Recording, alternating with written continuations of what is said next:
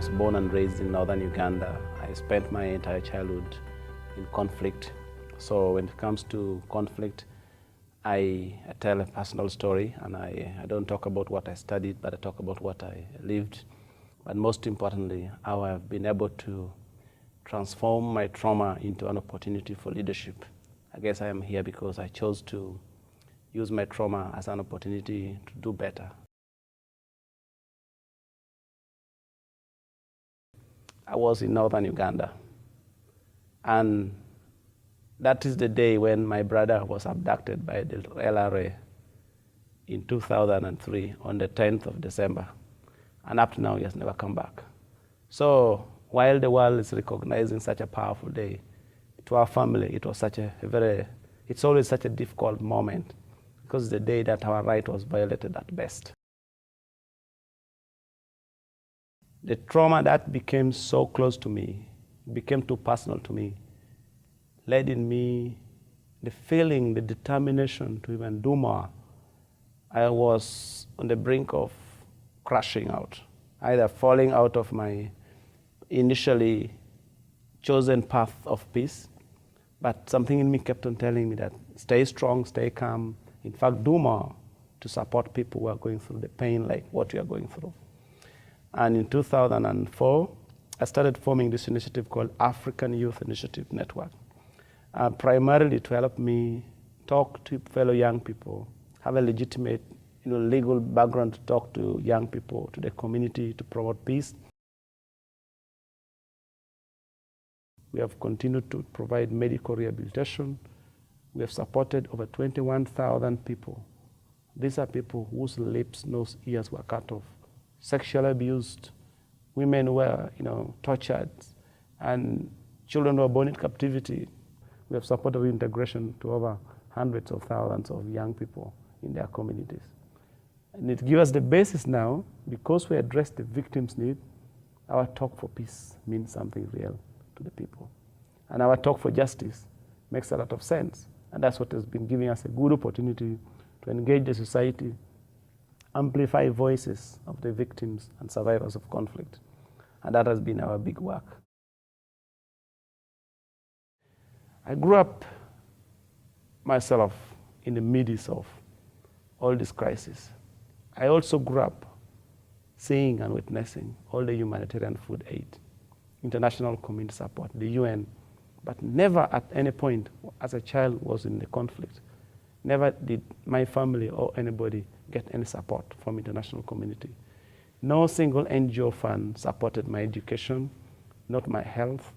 We struggled locally, and we could see them. We asked ourselves, what is going on? What is the purpose of them being here if we cannot benefit from it?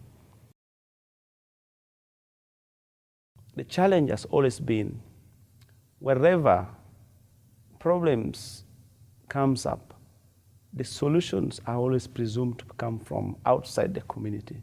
Communities are looked as underlooked, they're seen as weak, incompetent, they cannot do anything, they cannot help themselves. Indeed, they are in need, but they need to be supported to help themselves. But internationally, we come in with our so-called expertise, knowledge, to replace what is locally available. The world, as it is so distant away from the local communities. The problem is seen as local, solution is seen as foreign, which is wrong. We need to see, if problem is local, let us also get local solutions. It doesn't stop us from investing resources or working meaningfully, investing meaningfully in the local community so that we can embrace and understand their areas of concern and how they can pitch it properly.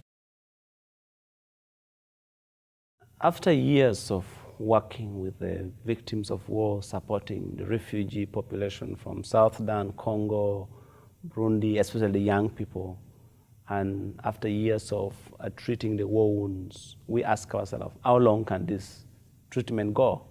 And the answer was, let us focus on preventing war injuries.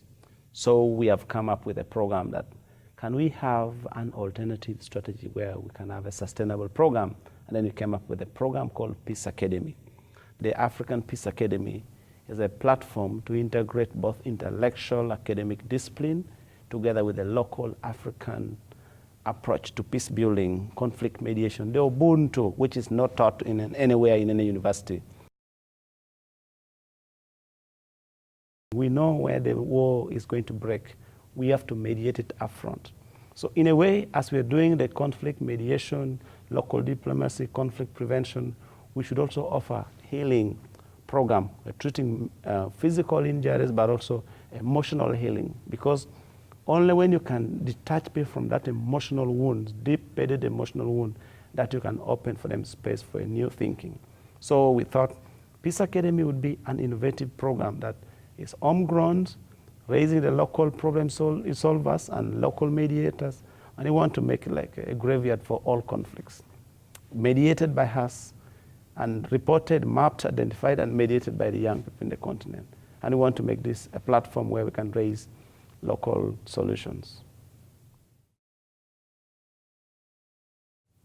War might seem a distant reality, may not be too close to you, might be far away from your home, but that does not make you less responsible for suffering in the distant communities.